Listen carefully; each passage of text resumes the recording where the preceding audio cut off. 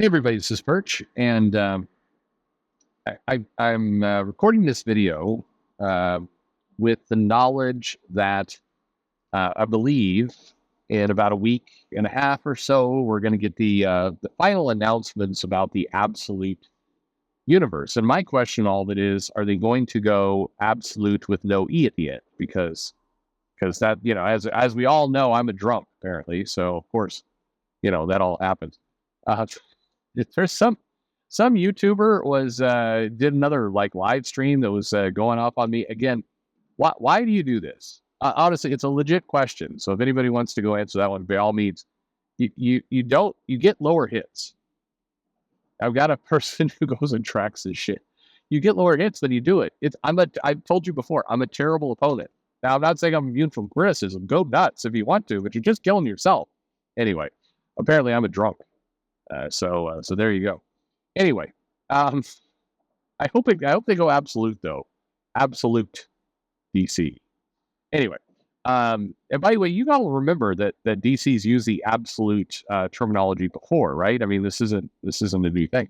Oh well. Anyway, for the last several months, Bleeding Cool has been leaking things about the absolute universe, and I have no idea where Rich is getting his information, but I can guess. But anyway, I've been getting information along the way, and I was asked, "Hey, you should keep this quiet." And so what I did was I kept it quiet. Now maybe I missed it. This is one of those areas where I probably need to pick up on social cues better. And people were telling me like, "Hey, I want to give you some information, but keep it quiet." Wink. And it's like, okay. At any rate, the news is about to go out, so we'll talk about it a little bit. And as the news has been leaked, people have asked me questions like, "Hey, how do you think this will do? What do you think of it? What can you tell us about it?" And because I knew some things about it, I felt it was very awkward to record videos about it. By the way, some of you may be going, he's full of shit. He didn't know all this. Yeah, I mean, for what it's worth, there are people who can confirm this story. That's all I'm saying. Anyway, one of these days, we will finally do one of these interviews that I mean, and I know you're listening right now. Please, for the love of God, do an interview. I know it's weird. I'm Perch, and like half the people out there think I'm a Nazi over here, but clearly I'm not. You're not going to get any trouble. Okay, come do an interview, man. I want to talk with you. Let's talk. Let's do it. Anyway, one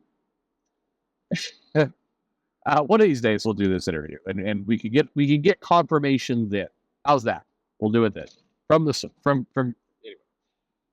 So I'm going to give you my opinions on the absolute universe because it's a complicated answer, actually, because I can give you a lot of reasons why it's a dumb idea. Now, again, I don't know how it's going to get rolled out at San Diego Comic-Con, or maybe it won't get rolled out at San Diego Comic-Con, and I'll forget that I recorded this video and put a little flag on it to release after San Diego Comic-Con, and then I'll fuck everything up by getting this out of sequence. You never know. But the answer is complicated. So let me give you the negative answer why we don't need the absolute universe first. DC has done Elseworlds for a while.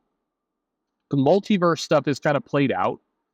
And if you're going to do like Superman, but he's got a mustache, none of that matters. And you shouldn't do it. If you're going to do this, then you need to make it substantially different. You need to actually, tell stories that bring something new to the table. But it's like a tightrope you have to walk. And I would say if my general advice, if somebody's coming up going, "Oh, should we do this? Should we not do this?" I'd probably say don't do it. It's going to be very difficult to pull this off. You're going to have to be very, very talented in order to pull it off. Because you need to, acknowledge the brand and you need to alter the brand simultaneously in just the right ways, or you get the measure wrong. The other thing is, and this is the hardest one, you're going to have to get a commitment, like a signed in blood commitment from the publisher that they're going to give you time to do it, meaning this can't be 4 issues and done. And no matter what you say, and I've given this advice to people will confirm it, the publishers have no credibility in this area.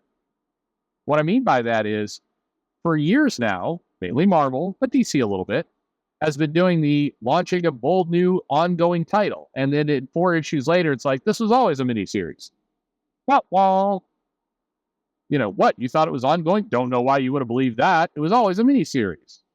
You dumb fucking idiot. And so nobody believes you're going to stick with it. And so if you're going to do this imprint, this new universe, and you're going to put real talent on it, that's a good side too. Put actual people on it. Then you're going to have to prove that you're sticking with it. If you look over the Ultimate Universe, the Hickman Chichetto Spider-Man, the reason why that's doing very well is certainly because, it scratches the itch. People want to see Peter and Mary Jane married and all the rest, but also by putting that profile of talent on it, Hickman, you're sending a message that this isn't just a temporary experiment. But even there, Marvel, you're going to have to constantly reinforce that this thing isn't going away in 2 years. And people won't believe you for 2 years. Like, it's going to take a long time for people to actually believe you. Keep in mind, Marvel talked about the next big epic coming out of Hickman, Gods, and that title's ending.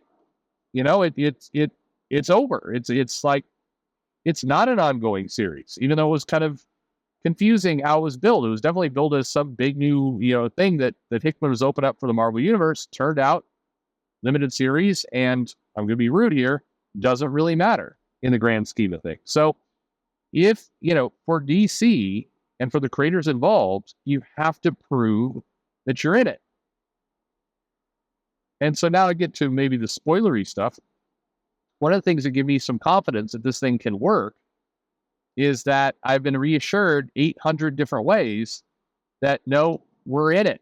Like, we are going. Like, this is years. We're going to be at this.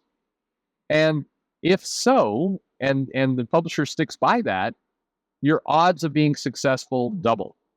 Just with that one move alone, showing that commitment. You've got to be in it, and you've got to overcome the feeling from the fans that this is a science fair experiment, that you're not serious, and you're just kind of fucking around, and then you'll be like, okay, and we're done. You need people, if you're going to do a new imprint and you're going to ask fans to buy in, then you have to return the favor by being bought in yourself.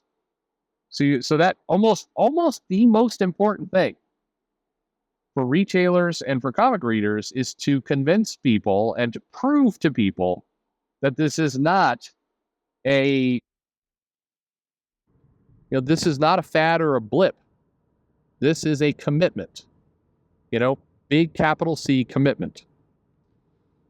That's very critical. And then the next thing is, like I mentioned before, you got to put decent creative talent on it.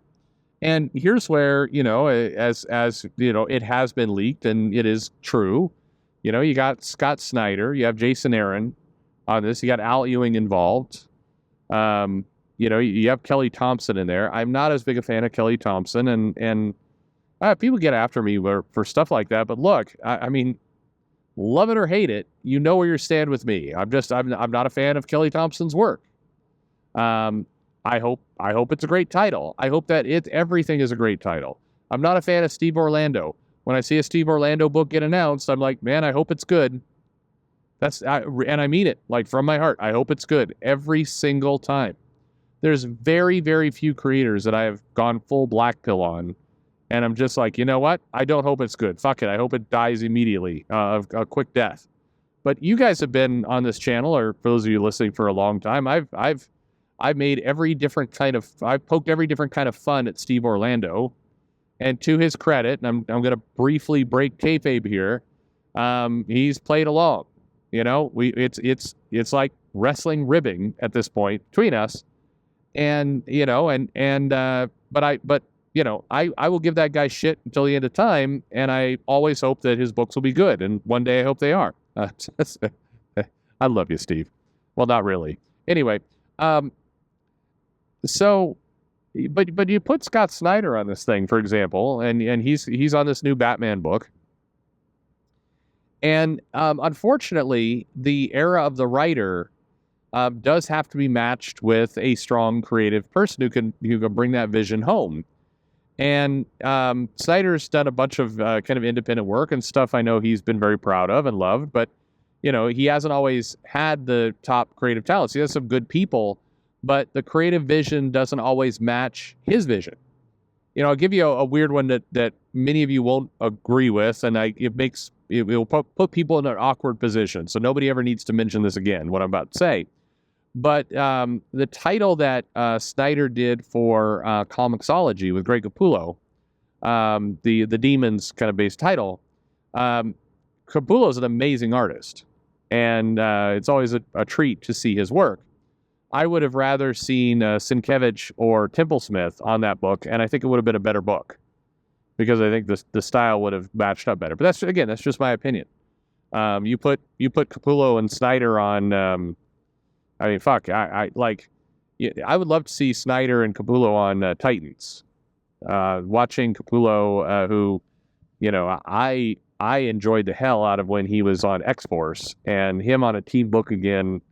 Like that would be pretty rad, in my opinion. But anyway, so you got to match the titles up. So Nick Dragotta is paired up with Snyder on Batman, and I'm walking a careful line here, but I'll have to trust confidences that the art looks great. I'm a fan of Nick Dragotta. He is not a household name like a lot of the other comic artists out there. But if you've never read East of West, it's probably long overdue that I did a review of that series. Nick Dragotta just made that book sing. I mean, it just looked beautiful. And I think, what he's doing on the Batman book looks great. And I know that the people are getting misled a little bit, from what I've seen from the Bleeding Cool leaks, that it's like, oh, it's giant Batman, like Hulk Batman. And I think I get from the promo art, I totally get that's the reaction. I absolutely get it. But all I can say is there's more to that story. And by more to that story, I don't mean that literally like the story. I just mean Dragotta has some tricks up his sleeve, and I think you will get a really cool looking Batman, and you'll get some really cool scenes. I think so. I think that there's a possibility this works. And again, this is the most awkward video of all time because I'm still keeping a lot of things quiet to protect what I was asked to keep my mouth shut about. But I think that I think that the things it has to overcome are perception. It's temporary. And I think it's going to also have to overcome the perception that this is a gimmicky thing, because we've seen multiversal Batman, you've seen Pirate Batman and Vampire Batman and Wall Street Batman and Batman who's a lawyer, and I'm making these up at this point. Batman who is a bat, Batman who's a bear for some reason, and so I think that there's going to be a natural reaction of like, all right, this is a gimmick. What's the gimmick? And I think that it's going to have to punch through that, meaning the quality of the story, the quality of the art. It's going to require people pick it up and look at it and go, wow, there's a really deep story here. And, I would just say that I think that getting people to pick it up will be a challenge. I think if people do pick it up, I think that it will surprise people. And I think that the books may work. And I also think it might be a bit of an antidote to people who are like, I'm tired of seeing kind of the same old things, the same old Batman stories. And it's like, oh, it's a Batman who's fucking with him this week. Oh, it's the Riddler. The Riddler fucking with him. And, oh, the Riddler's got some scheme. Batman will figure it out. And then little do we know, it was the Joker who was pulling Riddler strings. And then here comes the Joker event. This time Joker is setting fires and Batman in Gotham. And Batman has to put him out. But he's turned off the water somehow. And whatever. I think there's an opportunity to have something that truly feels different and dangerous. And I think if the Absolute line can capture that, I think it will be a big, it will work. I think there's a chance. It's hard to launch a new comic right now. And you get a lot of people, a lot of creators, writers, artists, others who are in some cases, putting too much of their heart out into the book. They get really wrapped up in, I really am trying to do the best job I can, and factors outside their control, like how the publisher markets it, or how the perception of the audience, which may or may not be true at all, reacts to it. This will be a terrible analogy. A lot of you will disagree with me, but what the fuck? I don't care. My daughters watched the movie Elemental. I think I took them to see that in the theater, and it's a good movie. Is it groundbreaking? No, not at all. And is it a little bit too much like Zootopia? Yeah. I mean, it's pretty much the same story, only different elements. But it got tagged really, really early for being a woke soy movie. And I think in part because the male character was made out of water, and so he cried a lot and was, quote, beta. But it got tagged for being Disney woke. And yet, if you watch this movie, it's a relatively benign movie. It's got some really nice visuals in there. It has definitely the kind of stupid shit that a lot of the Disney kid Pixar movies have. But it's solid. Again, I'm not endorsing this as the best movie in the history of all movies, because it's not. But, in the grand scheme of things, like with what Disney's put out over the last couple of years, yeah, this is definitely in the better half. And, kids liked it. My kids liked it. Both girls were enjoyed it, were entertained, liked imagining kind of things. And I could tell they liked it because months later, my older daughter comes and goes, "Hey, I wonder what that movie would be like if instead of fire and water, they kind of did the same story, but with, earth and air, or just they explored two other, unlikely relationships in the elemental world, or whatever it happens to be." And the fact that her imagination was thinking about this means, hey, that's a success. And by the way, Elemental was a success. It got off to a very slow start, but it actually got good word of mouth and had a strong second showing, and it did well. And I know this is kind of it's a weird connection or analogy here, but at the end of the day, that's what the absolute universe at DC needs. It needs to basically weather the initial complaints. There will be some, and then it needs to break through those and, be consistent, put out titles, show that there's quality there, and just be confident in what it is. And if it can do that, I think it'll have a good, it will have that lift. But we'll see. So curious what you think. Curious. We wait and see, and then the titles will come out, and everybody will get to see, and I'll talk a little bit more. And then one day, one glorious magical day, I will get I will get this interview, this person, and I love you to death. But my God, you've been promising for years, so come on, just do it already. I promise it'll be good. Anyway, thanks for listening.